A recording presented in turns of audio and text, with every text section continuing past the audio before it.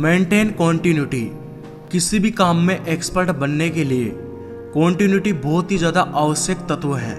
मतलब किसी भी काम में एक्सपर्ट बनने के लिए निरंतरता को बनाए रखना बहुत ही ज़्यादा आवश्यक होता है। जब आप किसी काम को स्टार्ट करते हो तो आपको उस काम के बारे में ज़्यादा नॉलेज नहीं होती है और ना ही आपको उस काम के बारे में ज़्यादा अनुभव होता है।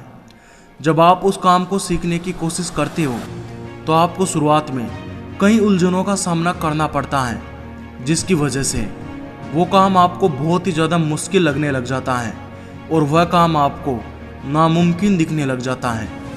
लेकिन यह सब बातें नॉर्मल हैं, क्योंकि आप उलझनों का सामना करोगे तभी तो एक्सपर्ट बन पाओगे। यदि आपको उस काम में एक्सपर्ट बनना है तो आपको वह काम कंटिन्यू रखना पड़ेगा।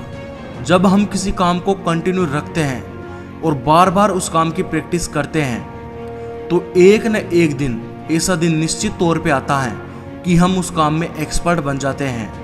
आप चाहे जिस भी फील्ड में एक्सपर्ट बनना चाहते हो, चाहे वो सिंगिंग हो, चाहे वो कुकिंग हो, चाहे वो रनिंग हो, स्टडी हो या फिर बिजनेस हो या फिर कोई भी फील्ड हो, कॉन्टिन्यूटी को मेंटेन रखना आवश्यक होता है। बार बार प्रैक्टिस करना आवश्यक होता है। एक बार प्रयास करने से कोई भी एक्सपर्ट नहीं बनता है और ना ही एक्सपर्ट बनना एक दिन का खेल है। एक्सपर्ट बनने के लिए आपको महीने भी लग सकते हैं तो सालों भी लग सकते हैं। आप जितनी बार उस काम को करते जाओगे आप उस काम में उतने ही ज़्यादा परफेक्ट बनते जाओगे। और हाँ, यह मत सोचना कि आपसे नहीं होगा। आप भले ही कितने ही बड़े मूर्ख हो, लेकिन आप भी अपनी फील्ड के एक्सपर्ट बन सकते हो, या फिर जिस भी फील्ड में आप एक्सपर्ट बनना चाहते हो उसमें एक्सपर्ट बन सकते हो। और हाँ, यहाँ मैं उदाहरण देना चाहूँगा हमारे देश के महान विद्वान और लेखक कालिदास जी का। आपको बता दूँ, इन्होंने कई उत्तम कृतियों की रचना की है। साहित्य के क्षेत्र में इनका योगदान अतुलनीय है, लेकिन ये हमेशा से इतने बुद्धिमान नहीं थे। एक टाइम पे कालिदास जी बहुत ही ज़्यादा मूर्ख थे। ये जिस डाली पे बैठते थे उसे ही काटने लग जाते थे। कालिदास जी पहले बहुत ही ज़्यादा मूर्ख थे, लेकिन संयोगवश इनकी शादी रानी विद्योत्मा से हो गई। रानी विद्योत्मा प्रखर विदुषी व तीक्ष्ण बुद्धि वाली महिला थी। एक दिन रानी विद्योत्मा ने इनकी हरकतें देखकर यह पता लगा लिया कि ये बहुत ही बड़े मूर्ख हैं।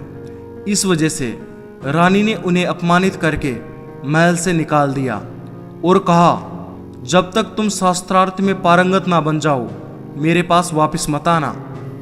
अपनी पत्नी का अपमान कालिदास जी सह नहीं सके और उन्होंने दृढ़ निश्चय कर लिया कि अब तो तभी वापस आऊँगा जब मैं महान विद्वान बन जाऊँगा। फिर इसके बाद कालिदास जी ने एक मंदिर में बैठकर कठोर अभ्यास किया। इन्होंने अपने बुद्धिमान बनने के कार्य को, या फिर हमारे शब्दों में बोले तो इन्होंने अपने एक्सपर्ट बनने के कार्य को जारी रखा। एक दृढ़ निश्चय के साथ उस काम को लगातार जारी रखा। इन्होंने बार बार अभ्यास किया, इतना अभ्यास किया कि इनकी मूर्ख बुद्धि भी विलक्षण होने लग गई। कई सालों के अभ्यास के बाद ये महान विद्वान बन गए, इतने विद्वान कि इन्हें कोई भी हरा नहीं पाया।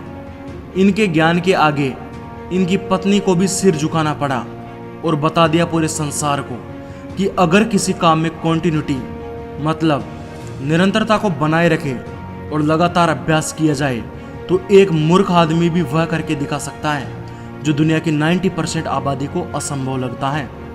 कालिदास जी एक मूर्ख से प्रखर विद्वान बने क्योंकि इन्होंने निरंतरता को कायम रखा और लगातार अभ्यास करना जारी रखा।